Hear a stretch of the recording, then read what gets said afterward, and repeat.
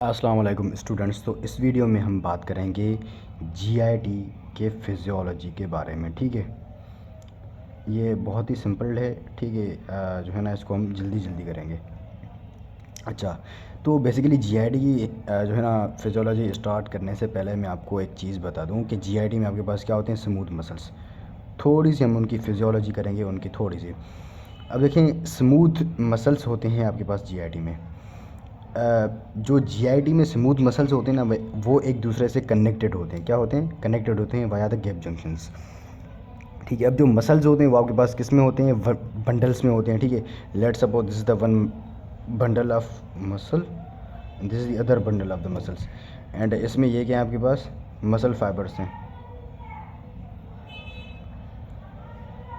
ठीक है, and one bundle contain 100 muscles connected with each other via gap junctions. अब इसकी भी ना एक सिग्निफिकेंस है, वो मैं आपको बताता हूँ कि इसकी सिग्निफिकेंस क्या है। Let suppose this the other bundle. अब देखें, ये जो बंडल है, इस बंडल के ये फाइबर्स एंड इस बंडल के फाइबर्स कनेक्टेड होते हैं वाया गैप जंक्शंस, एंड ये दूसरे भी, ये भी आपस में कनेक्टेड होते हैं। ठीक है, ये क्या है? ब्लू वाले, इनके बीच में ये क्या है? गैप जंक्शन है। ये गैप जंक्शंस के थ्रू ये आपके पास आपस में क्या होते हैं? एक दूसरे से कनेक्टेड होते हैं। इवन जो this bundle and this bundle also is connected. ठीक है, ये भी यहाँ पर कनेक्टेड होंगे, ये ऐसे ऐसे। इसका ना फ़ायदा ये होता है कि अगर मैं लेट सपोज इस मसल को स्टिमुलेट कर रहा हूँ, इस मसल फाइबर को, तो इसको जब मैं स्टिमुलेट करूँगा तो गैप जंक्शंस के थ्रू ये इसको स्टिमुलेट करेगा एंड इसको भी करेगा, और फिर जब ये स्टिमुलेट होगा तो ये इसको करेगा एंड ये वाला इसको भी करेगा। तो इस तरह से होगा क्या, ये मसल बंडल इस मसल बंडल को जाकर जो है ना क्या करेगा? एक्टिवेट करेगा। बेसिकली इसे हम कहते हैं क्या? Unitary muscle contraction. ये क्या आपके पास? इसे हम बोलते हैं क्या? Unitary muscle contraction. Muscle contraction, this is the special feature of GI smooth muscles. ठीक है, अच्छा, उसके बाद यहाँ पर ना आपके पास जीआईडी में कुछ सेल्स होते हैं जिन्हें हम कहते हैं क्या? Interstitial cells of Cajal. क्या? इंटरस्टिशियल, मैं सेल्स ऑफ केजाल लिख रहा हूँ बस, सेल्स ऑफ केजाल। इनका बेसिकली फंक्शन क्या होता है? They produce the slow waves. क्या? Produce the slow waves. क्या? Slow waves production. And basically इन सेल्स को ना हम पेस मेकर ऑफ जीआईडी भी कहते हैं। क्या? Pacemaker of GIT, heart का होता है ना। इसी तरह से जीआईडी का पेस मेकर किसको कहते हैं हम? इंटरस्टिशियल सेल्स ऑफ केजाल को। ठीक है, and what are the slow waves? Basically slow waves का ना आपसे जो है ना इसकी डेफिनेशन पूछी जाएगी आपके पास आपसे ना एग्जाम्स में। इसको ना डिफाइन ऐसे करते हैं, एंड्यूलेटिंग मेम्ब्रेन पोटेंशियल्स। अब ये क्या होता है वो मैं आपको अभी बताऊंगा इस डायग्राम में। यहाँ पर आ जाएं, this is the very important जो है ना डायग्राम। ये देखें, ये क्या? ये ग्राफ है। ये क्या है आपके पास? इस एक मसल है। ठीक है, मसल में आपके पास क्या है? ये रेस्टिंग मेम्ब्रेन पोटेंशियल है, एंड ये वाली पॉइंट ये किसको शो कर रही है? जो है ना, चलो इसको छोड़ो अभी। एंड ये वाली पॉइंट किसको शो कर रही है? This is the threshold potential. ये क्या है? थ्रेशोल्ड पोटेंशियल है। अब देखें, ये क्या है? रेस्टिंग मेम्ब्रेन पोटेंशियल है। ये क्या है? जो है ना एक्शन सॉरी थ्रेशोल्ड है। अब ये देखें, ये जो है ना आपके पास यहाँ पर होता क्या है? इस सेल में ना आपके पास क्या होते हैं? सोडियम एंड पोटेशियम के चैनल्स होते हैं। क्या? सोडियम एंड पोटेशियम के चैनल्स होते हैं। मतलब क्या? वो लीकी चैनल्स होते हैं। वो क्या होते हैं? Leaky channels.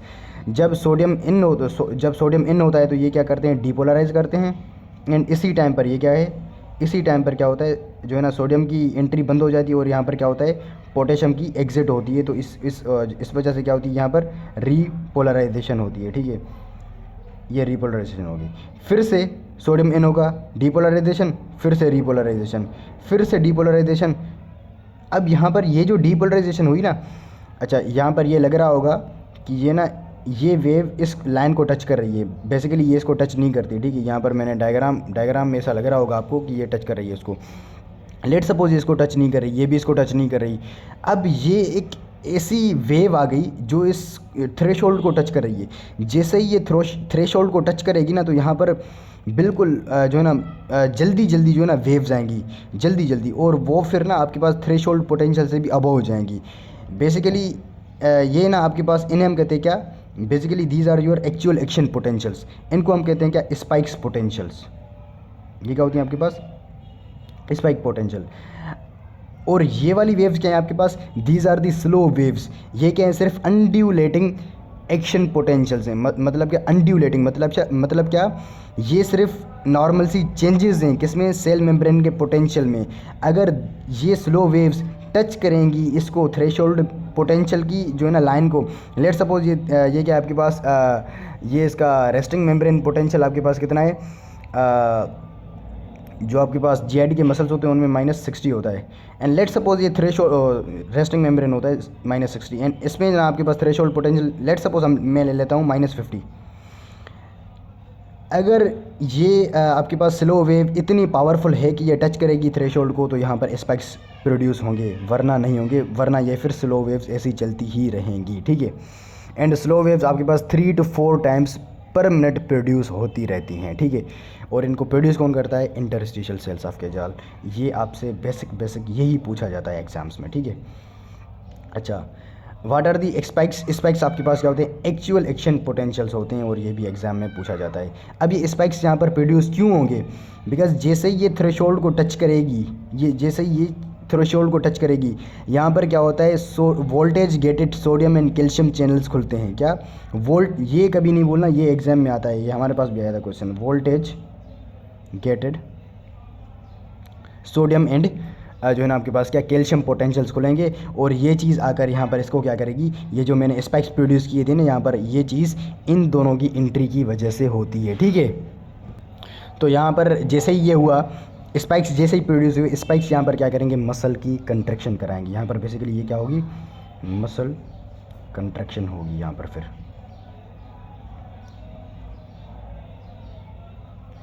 ठीक है। अच्छा जी, तो ये भी हमारे पास हो गया। अच्छा, कुछ चीज़ें होती हैं, अच्छा अब देख रहे हैं स्पाइक्स में भी ये आ रहा है ना, ये डिपोलराइज हुआ, ये फिर से ये रिपोलराइज भी हो रहा है। अब देखिए ये रिपोलराइज पता है क्यों होता है, यहाँ पर फिर जो है ना वोल्टेज गेटेड पोटेशियम चैनल्स भी खुलते हैं। ये क्या है, वोल्टेज गेटेड पोटेशियम चैनल्स, ये क्या करते हैं, पोटेशियम को एग्जिट करते हैं, जिसकी वजह से ये हो रहा होता है रिपोलराइजेशन। एंड फिर ये यहाँ पर डिपोलराइजेशन भी होगी, बिकॉज ये चैनल्स आपके पास फिर से खुल जाएंगे, ठीक है। ये हो गया। अच्छा, उसके बाद थोड़ा सा इस वेव को, इस स्लो वेव को और इस स्लो वेव को देखो, ये स्लो वेव सिर्फ टच कर रही थी इस थ्रेशोल्ड को, एंड ये स्लो वेव क्या कर रही है, अबव द थ्रेशोल्ड जा रही है। क्या थोड़ा सा दिख रहे हैं इसमें, ये वाइटेस्ट सा पार्ट दिख रहा है ना आपको, ये अबव द थ्रेशोल्ड गई। जो वेव अबव द थ्रेशोल्ड जाएगी वहाँ पर स्पाइक्स बहुत प्रोड्यूस होंगे, देख रहे हैं यहाँ पर ये स्पाइक्स बहुत प्रोड्यूस होंगे, ठीक है। होप कि आपको क्लियर हो गया होगा। अच्छा, यहाँ पर इस चीज़ को कौन सी चीज़ें जो है ना स्पाइक्स प्रोड्यूस करवाती हैं, कौन सी चीज़ें स्पाइक्स को इनहिबिट करती हैं, ये मैं अभी आपको बताता हूँ। Muscle stretch, acetylcholine, parasympathetic nervous system and some hormones. क्या सम हार्मोन्स, ये क्या करते हैं, they stimulate the muscle contraction, या फिर जो है ना स्पाइक्स पोटेंशियल। ये क्या करते हैं, स्टिमुलेट स्पाइक्स, मतलब कि ये स्मूथ मसल्स को स्टिमुलेट करते हैं। एंड नॉरएपिनेफ्रिन और सिंपैथेटिक नर्वस सिस्टम एक ही हो जाएगा, ठीक है। ये क्या करते हैं, इनहिबिट करते हैं स्पाइक्स की प्रोडक्शन को। मतलब ये चीज़ें अगर आपके पास, लेट सपोज ये चीज़ें आपके पास आ रही हैं, तो ये इस वेव को क्या करेंगी, इस वेव को रादर डाउनवर्ड खींचेंगी, ठीक है। मतलब क्या, लेट सपोज ये अभी यहाँ पर प्रोड्यूस हो रही थी, तो ये अब यहाँ पर आ जाएगी, तो ये यहाँ से देख रहे हैं, ये तो रेस्टिंग मेम्ब्रेन पोटेंशियल पर ही नहीं जा रही, ठीक है। और जो चीज़ें इसको इंक्रीज़ करेंगी, अब देखिए उनकी लेट सपोज ये आपके पास इसको अगर इंक्रीज़ करेंगी, तो ये यहाँ से आ गई, ठीक है, ये यहाँ आ गई, ये यहाँ आ गई, ठीक है। तो स्पाइक्स बहुत ज़्यादा प्रोड्यूस होंगे, आपको समझ में आ गया होगा, ठीक है। अब देखें इस चीज़ में ना, मैंने यहाँ पर ये जो ब्लू वेव आपको दिख रही है, ये आपके पास ना, मैं एक्चुअली मसल को दिखा रहा हूँ, ये आपके पास क्या है, मसल को शो कर रही है, स्मूथ मसल को। ये ब्लू वेव किसको शो कर रही है, स्मूथ मसल को। अब यहाँ पर देखें, यहाँ पर ये थ्रेशोल्ड को टच नहीं कर रही थी, ये भी नहीं कर रही थी, तो यहाँ पर ये ब्लू लाइन बिल्कुल लीनियर है। जैसे ही इसने इसको थोड़ा सा टच किया, यहाँ पर क्या हुआ, स्पाइक्स थोड़ी सी प्रोड्यूस हुई एज़ कम्पेयर टू दिस, तो यहाँ पर ये क्या हुआ, थोड़ी सी अपवर्ड डिफ्लेक्शन आ गई, ठीक है। उसके बाद इसने बहुत ज़्यादा टच किया तो यहाँ पर और ज़्यादा अपवर्ड आ गई, ठीक है। मतलब कि ये स्मूथ मसल क्या शो कर रहा है, यहाँ पर कंट्रैक्शन हुई है। ये बेसिक डायग्राम ओस्पीज में लगती है, ठीक है, ये याद करना। उसके अलावा एक और चीज़ बता दूँ जो एग्ज़ाम में पूछा जाता है, स्लो वेव्स। स्लो वेव्स की डेफिनेशन कभी नहीं भूलना। एंड स्लो वेव्स आपके पास स्टमक में 3 टाइम पर मिनट प्रोड्यूस होती हैं, ये एमसीक्यूज आते हैं। एंड ड्यूडिनम में 12 टाइम्स पर मिनट, जेजुनम एंड आइलियम में 9 टाइम्स पर मिनट, ये एमसीक्यू पूछे जाते हैं आपसे, ठीक है। होप कि आपको इतना क्लियर हो गया होगा।